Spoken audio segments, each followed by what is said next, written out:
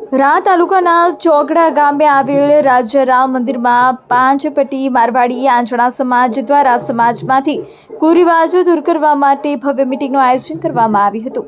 આ મીટિંગમાં પાંચપટ્ટીના સમાજના બોડી સંખ્યામાં ભાઈઓ અને બહેનો ઉપસ્થિત રહ્યા હતા। સમગ્ર કાર્યક્રમ 108 દયારામજી મહારાજના પ્રેરણાથી આયોજિત કરવામાં આવ્યો હતો। મીટિંગ દરમિયાન સમાજમાં ચાલી રહેલા કેટલાક અપ્રથમોને કુરિવાજોને દૂર કરવા તેમજ સમાજને શિક્ષણ અને સંસ્કાર તરફ આગળ વધારવા અંગે મહત્વપૂર્ણ ચર્ચાઓ કરવામાં આવી હતી। સમાજના આગેવાનો દ્વારા યુવાનોને શિક્ષણ પ્રત્યે જાગૃત કરવા અને સમાજમાં એકતા જળવાઈ રહે તે માટે સંકલ્પ લેવામાં આવ્યો હતો। આ કાર્યક્રમ સફળતાપૂર્વક પૂર્ણ થયો હતો અને સમાજમાં એક નવી જાગૃતિનો સંદેશો ફેલાયો હતો। જોઈએ રિપોર્ટ હમીર સુથાર સાથે। નમસ્કાર, હું અમીર સુથાર આજે આવ્યો છું રા તાલુકાના ચોગડા ગામે। જ્યારે અહીંયા વાજણા સમાજના લોકો અહીંયા સમાજ ભેગી થઈ છે બંધારણ માટે, જ્યારે આપણી સાથે પ્રમુખ પણ છે। પ્રમુખ, શું આજે શું કાર્યક્રમ હતો અને શું તમે બંધારણમાં કર્યું છે?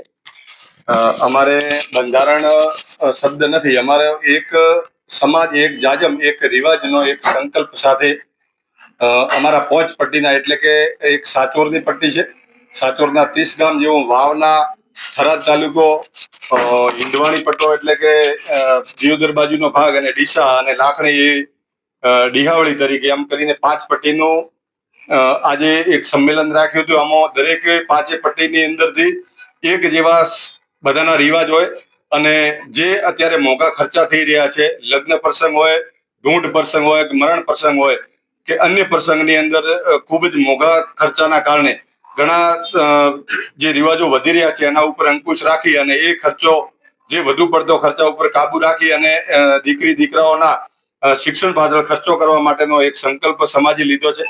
આમાં દરેક 5 પટ્ટીથી યુવાનો, વડીલો, આગેવાનો અને પંચો જે અમારી સમાજના હોય દરેકે ઉપસ્થિત રહ્યા છે। એમને દરેકે અમારા આ જે નિયમને વધાવી લીધો છે, એમને સમર્થન આપ્યું છે। બહોળી સંખ્યાની અંદર લોકો ઉપસ્થિત રહી અને મારા રાજેશ્વર ભગવાનના સંકલ્પ સાથે દરેક પ્રજા મોટી સંખ્યામાં જોડાઈ અને આ નિર્ણયને આજથી જ ચાલુ કરવાનો નિર્ણય લીધો છે। જ્યારે અહીંયા થાનાભાઈ પણ જોડાણા છે। થાનાભાઈ, આજે જે સમાજમાં આવું કાર્ય થઈ ગયું, સારું થયું છે, તમે શું કહેશો?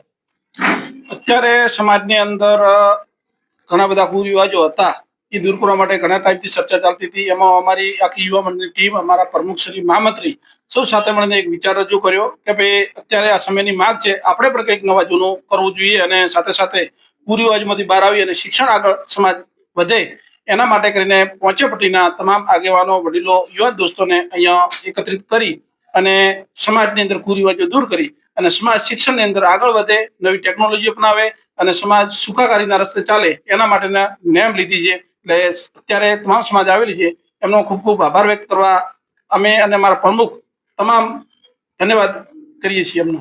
ખૂબ ખૂબ શું કહેશો? આજે સમાજ ભેગી થઈ છે એકતા સાથે। આ ભારતના ઇતિહાસમાં પ્રથમ વખત આ ચોંગડા ગામની પવિત્ર ભૂમિ ઉપર રાજારામ મંદિરની અંદર જે 5 પટ્ટી ભેગી થઈ, આ ઇતિહાસમાં પહેલી વખત થઈ છે। અમે ચોંગડાના પ્રમુખ સાહેબ અને અમે બહુ ખૂબ આનંદની વાત છે અને અમારા માટે આ એક ઇતિહાસ છે। એ સૌએ યુવા મિત્રોના અને જે કાર્યકર્તાઓ એમના સૌના અમે બહુ આભારી છીએ। જય રાજેશ્વર ભગવાન। નમસ્કાર, આજે હું ચોગડા ગામે આવ્યો છું। શું આજે પ્રસંગ હતું? આજના સમાજ આજે ભેગી થઈ છે એક પથારી। અમારા પોંચે પરગણાના સમાજનો એક રિવાજ અને એક જાજમ ઉપર આવી અને બધા સમાજનું પાલન કરે અને એ બંધારણ માટે આજે બધા ઉપસ્થિત થયા હતા। બધા એવું નક્કી કર્યું કે લગ્નના ખર્ચા છે કે નાના જેબના ખર્ચા છે, મરણના ખર્ચા છે, એ મર્યાદિત થાય, બાળકો શિક્ષણ મેળવે અને શિક્ષણની અંદર ખૂબ આગળ પ્રગતિ કરે। જે કોઈ આ ખોટા નાણાં વેડફાઈ રહ્યા છે દેખાદેખીમાં, એ નાણાંનો શિક્ષણમાં ઉપયોગ થાય અને શિક્ષણ સારી રીતે લઈ શકે એના માટે આ કુરિવાજો દૂર કરવા માટે પાંચપટ્ટીના માણસો ભેગા થયા હતા અને એની અંદર ખૂબ સારો પ્રતિભાવ મળ્યો છે અને બધાને અનુકૂળ આ નિયમો કરવામાં આવ્યા છે। બંધારણ તૂટશે તો શું કરશો? બંધારણ તૂટવાની કોઈ શક્યતા નથી, કારણ કે બધાને ગમતું બંધારણ કર્યું છે, છતાં પણ કોઈ બંધારણ તૂટશે તો એના ગુણ દોષના આધારે એ કઈ રીતનું તોડે છે એના ઉપર સમાજના માણસો ભેગા થઈ અને એનું નિરાકરણ લાવશે। શું કહેશો કાકા? આજે કેવો આનંદ છે?